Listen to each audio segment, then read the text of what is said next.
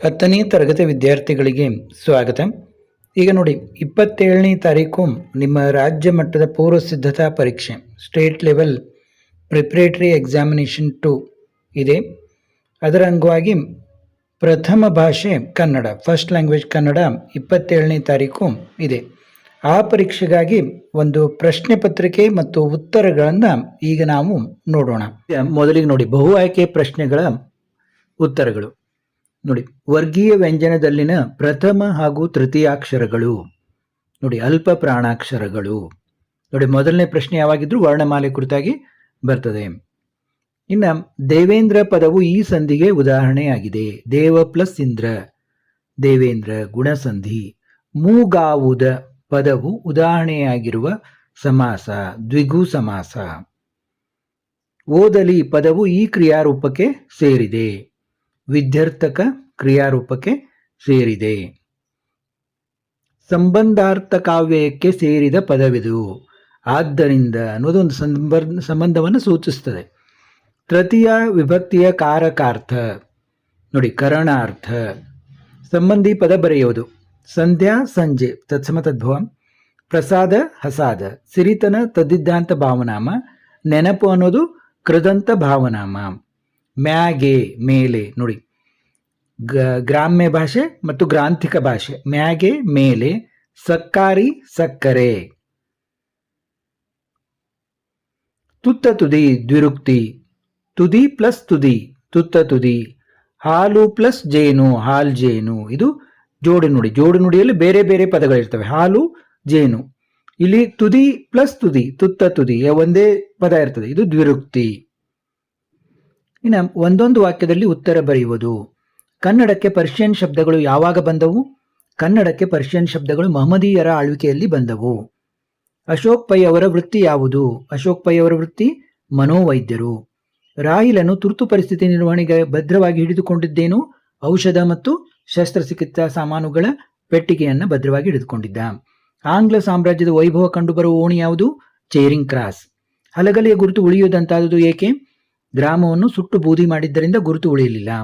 ದ್ರೋಣನು ಯಾರೊಡನೆ ಪರಶುರಾಮನ ಬಳಿಗೆ ಬಂದನು? ದ್ರೋಣನು ತನ್ನ ಮಗನಾದ ಅಶ್ವತ್ಥಾಮನೊಡನೆ ಪರಶುರಾಮನ ಬಳಿಗೆ ಬಂದನು. ಪುಟ್ಟ ಪೋರಿಯಾಮ ಗುಡಿಸಿನಲ್ಲಿ ಹೇಗೆ ಮಲಗಿದ್ದಾಳೆ? ಗುರುತ್ತಾ ಮಲಗಿದ್ದಾಳೆ. ನೋಡಿ, 3-4 ವಾಕ್ಯಗಳಲ್ಲಿ ಉತ್ತರ ಬರೆಯುವುದು. ಲಿಪಿಯ ಜಾಡು ಆರಂಭಗೊಂಡ ಬಗೆ ಹೇಗೆ? ಲಿಪಿಯ ಜಾಡು ಆರಂಭಗೊಂಡ ಬಗೆ ಹೇಗೆ ನೋಡಿ, ಮೊದಲನೇ ಪಾಠದಿಂದ. ನಾನು ಓದ್ತಾ ಹೋಗೋದಿಲ್ಲ, ನೀವು ನೋಡ್ತಾ ಹೋಗಿ. ಲಿಪಿಯ ಜಾಡು ಉತ್ತರ ತುಂಬಾ ದೊಡ್ಡದಿದ್ರೆ ನೀವು ಸಂಕ್ಷಿಪ್ತವಾಗಿ ಬರೆಯಬಹುದು.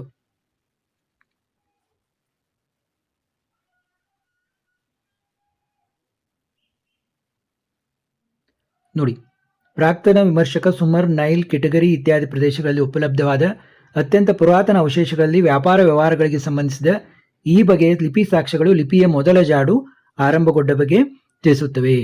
ನೋಡಿ, ಓದು ಬರವಿಲ್ಲದ ಹಳ್ಳಿಯ ಕೆಲಸಗಾರ ತಾನು ದಿನಗೆಲಸಕ್ಕೆ ಹೋದ ಲೆಕ್ಕವನ್ನು ಗೋಡೆ ಮೇಲೆ ದಿನಂಪ್ರತಿ ಒಂದೊಂದು ಗೆರೆ ಎಳೆದು ಗುರುತಿಸಿ ಲೆಕ್ಕ ಹಾಕಿ ಸಂಬಳ ಪಡೆಯುತ್ತಾನೆ. ಹಾಲು ಮಾರುವವರು ಹೀಗೆ ಲೆಕ್ಕ ಬಿಡುವುದುಂಟು. ಯಾವುದು ನಿಮಗೆ ಇದನ್ನು ಅನಿಸುತ್ತಲ್ಲ ಅದನ್ನ ನೆನ್ಪಿಟ್ಕೊಂಡು ಸ್ವಲ್ಪ ಬರೆದ್ರೂ ಕೂಡ ಅಂಕಗಳು ದೊರೆಯುತ್ತವೆ. ಇನ್ನು ಶಾನುಭೋಗರನ್ನು ಹುಲಿಯು ಹಿಂದಿನಿಂದ ಹಾರಿ ಕೊಲ್ಲದಿರಲು ಕಾರಣವೇನು? ಮೇನ್ ಪಾಯಿಂಟ್ ಏನಂದ್ರೆ, ಇಲ್ಲಿ ಬೆನ್ನು ತಿರುಗಿಸಿದಾಗ ಕೊಲ್ಲುವುದು ಧರ್ಮವಲ್ಲ ಎಂದು ಭಾವಿಸಿತ್ತು.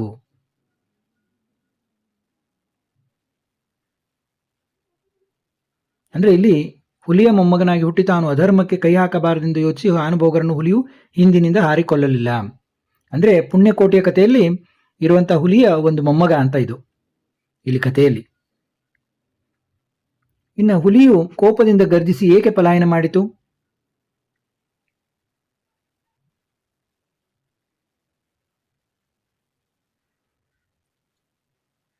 ನೋಡಿ, ರೈತರ ಮಾತು ಕೇಳಿ ಬಂದ ಮೇಲೆ ತನಗೆ ಈ ದಿನ ಆಹಾರ ಸಿಗಲಿಲ್ಲವೆಂಬ ನಿರಾಶೆಯಿಂದ ಹಾಗೂ ಕೋಪದಿಂದ ಗರ್ಜಿಸಿ ಪಲಾಯನ ಮಾಡಿತು. ಅಂದ್ರೆ ರೈತರು ಗಂಟೆ ಶಬ್ದ ಕೇಳ್ತು, ಎತ್ತುಗಳ ಗಂಟೆ ಶಬ್ದ, ಇನ್ನು ಯಾರೋ ಬಂದರು ಅಂತ ತಿಳಿದುಕೊಂಡು ಅದು ಪಲಾಯನವನ್ನು ಮಾಡಿತು. ಟೊಪ್ಪಿಗೆ ವಿಶೇಷತೆಯನ್ನು ಗೋಕಾಕರು ಹೇಗೆ ದಾಖಲಿಸಿದ್ದಾರೆ? ನೋಡಿ, ಟೊಪ್ಪಿಗೆ ಒಂದರಂತೆ ಇನ್ನೊಂದಿರೋದಿಲ್ಲ. ಅಟ್ಲೀಸ್ಟ್ ಅಂದ್ರೆ ಪುಚ್ಛವಾದರೂ ಕನಿಷ್ಠ ಪಕ್ಷ ಬೇರೆಯಾಗಿರುತ್ತದೆ. ನೋಡಿ, ಅಂದ್ರೆ ಒಬ್ಬರ ಹಾಗೆ ಇನ್ನೊಬ್ರು, ಎಲ್ಲರೂ ಟೊಪ್ಪಿಗೆಯನ್ನು ಧರಿಸ್ತಾರೆ ಹೆಣ್ಣು ಮಕ್ಕಳು, ಆದ್ರೆ ಒಬ್ಬರ ಹಾಗೆ ಇನ್ನೊಬ್ಬರ ಟೊಪ್ಪಿಗೆ ಇರೋದಿಲ್ಲ. ಕಡೆಗೆ ಪುಚ್ಛ ಆದ್ರೂ ಬೇರೆ ಇರ್ತದೆ ಅಂತ ಅನ್ನೋದನ್ನು ಬರೀಬೇಕು ನೀವು. ಹಡಗನ್ನು ಯಾವುದರ ಬೆಳಕಿನಲ್ಲಿ ಮುನ್ನಡೆಸಬೇಕೆಂದು ಕವಿ GS ಶಿವರುದ್ರಪ್ಪನವರು ಹೇಳಿದ್ದಾರೆ?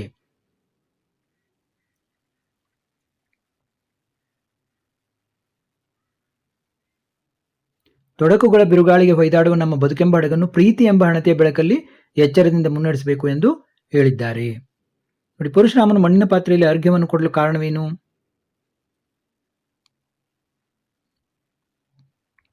ದಾನ ಮಾಡಲು ಅವನ ಕೈಯಲ್ಲಿ ಒಂದಡಿಕೆಯೂ ಇರುವುದಿಲ್ಲ.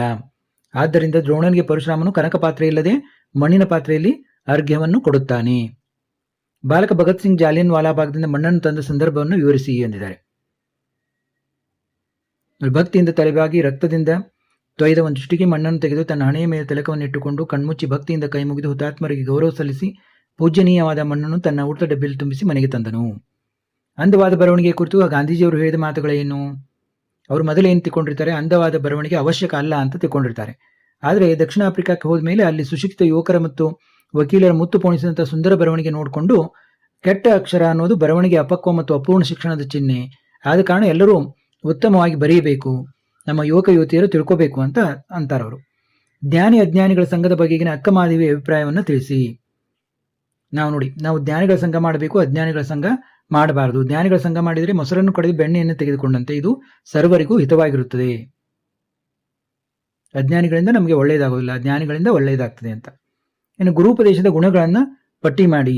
ಸಜ್ಜನರಿಗೆ ಗುರುಪದೇಶ ಕಿವಿಗೆ ಆಭರಣವಿದ್ದಂತೆ, ಮುಸ್ಸಂಜೆಯ ಚಂದ್ರದ ಕತ್ತಲನ್ನು ಕಳೆಯುವಂತೆ ಬಗೆ ಅಂದರೆ ಮನಸ್ಸಿನ ಕೊಳೆಯನ್ನೆಲ್ಲ ತೊಳೆದು ಬಿಡುತ್ತದೆ.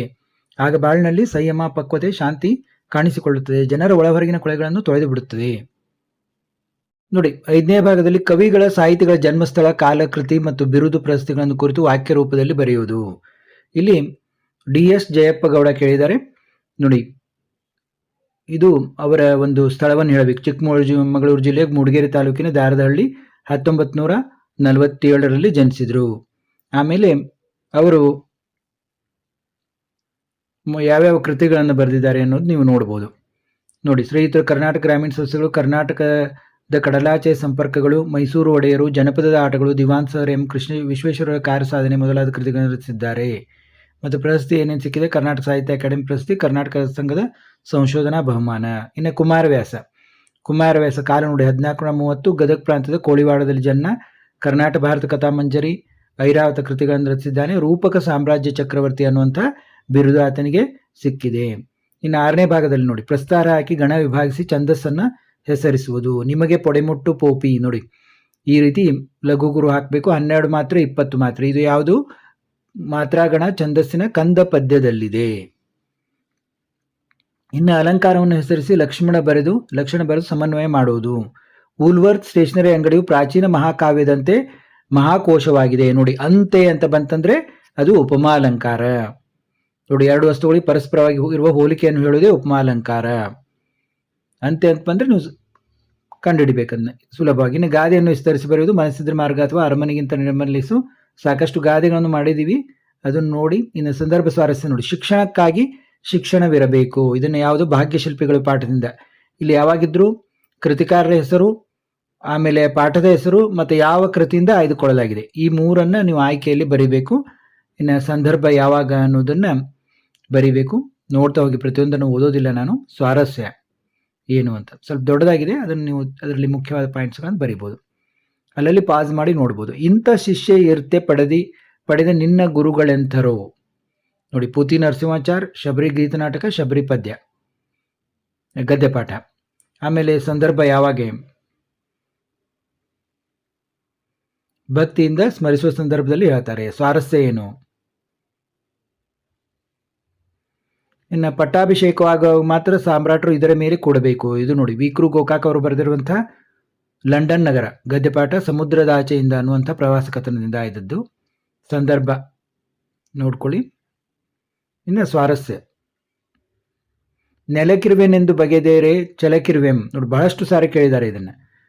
ಚಲಮೆನೆ ಮೆರವೆಂ ಪದ್ಯಪಾಠ ಸಾಹಸ ಭೀಮ ವಿಜಯಂ ಕೃತಿಯಿಂದ ಆಯ್ದಿದೆ. ರನ್ನ ಬರೆದಿದ್ದಾರೆ. ಸಂದರ್ಭ ನೋಡ್ಕೊಳ್ಳಿ. ಮತ್ತೆ ಸ್ವಾರಸ್ಯ ನೋಡಿ.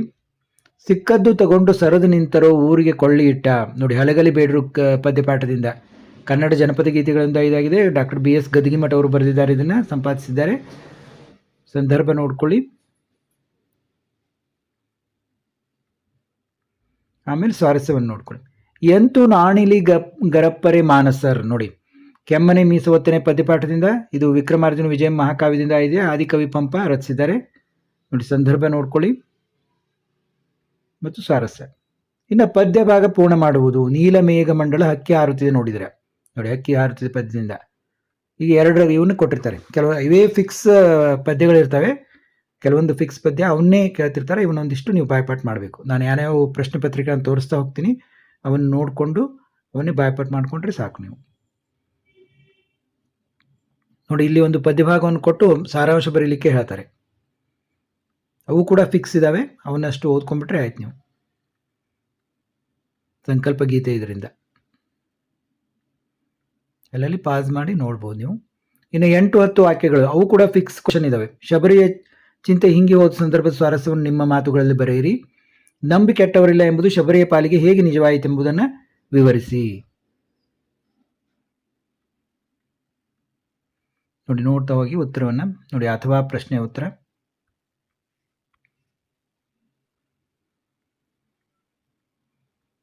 ಲವನು ಯಜ್ಞಾಂಶವನ್ನು ಕಟ್ಟಲು ಕಾರಣವಾದ ಅಂಶಗಳನ್ನು ವಿವರಿಸಿ.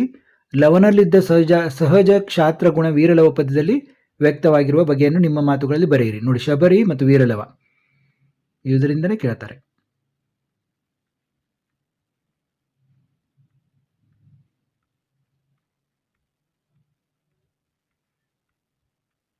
ಇನ್ನು ಗದ್ಯ ಭಾಗ ಕೊಟ್ಟಿರ್ತಾರೆ, ಗದ್ಯ ಭಾಗದಲ್ಲೇ ಉತ್ತರಗಳಿರ್ತವೆ, ಪ್ರಶ್ನೆಗಳನ್ನು ಕೇಳ್ತಾರೆ. ಇದಂತೆ ಅತಿ ಸುಲಭವಾಗಿರ್ತದೆ, ಅದನ್ನು ಓದ್ಕೊಂಡು ನೀವು ಬರೀಬೋದು. ಇನ್ನು ಪತ್ರ ಲೇಖನ ಬರೆಯುವುದು. ಒಂದು ಮನವಿ ಪತ್ರ ಇರ್ತದೆ, ಒಂದು ಖಾಸಗಿ ಪತ್ರ ಇರ್ತದೆ. ಪತ್ರ ಬರೀಬೇಕು. ಮತ್ತು ಪ್ರಬಂಧ ಇರ್ತದೆ. ನೋಡಿ, ಅಕ್ಷರ ದಾಸೋಹ ಮತ್ತು ಕ್ಷೀರ ಭಾಗ್ಯಗಳ ಸಾಮಾಜಿಕ ಮಹತ್ವ, ಪ್ರೌಢಶಾಲೆಗಳ ಲೈಂಗಿಕ ಶಿಕ್ಷಣದ ಮಹತ್ವ. ನೋಡಿ, 10 ಪ್ರಬಂಧಗಳಿರ್ತವೆ. ಅವನ್ನಷ್ಟು ನೀವು ಇದು ನೋಡ್ಕೊಂಡ್ಬಿಟ್ರೆ ಆರಾಮಾಗಿ ಬರೀಬೋದು. ಅವನು ಕೂಡ ಹಿಂದಿನ ವಿಡಿಯೋದಲ್ಲಿ ಮಾಡಿದ್ದೀನಿ ನಾನು, ಯಾವ್ಯಾವ ಪ್ರಬಂಧ ಅಂತ. ಮತ್ತೆ ಬೇರೆ ಪತ್ರಿಕೆಯೊಂದಿಗೆ ಭೇಟಿಯಾಗೋಣ.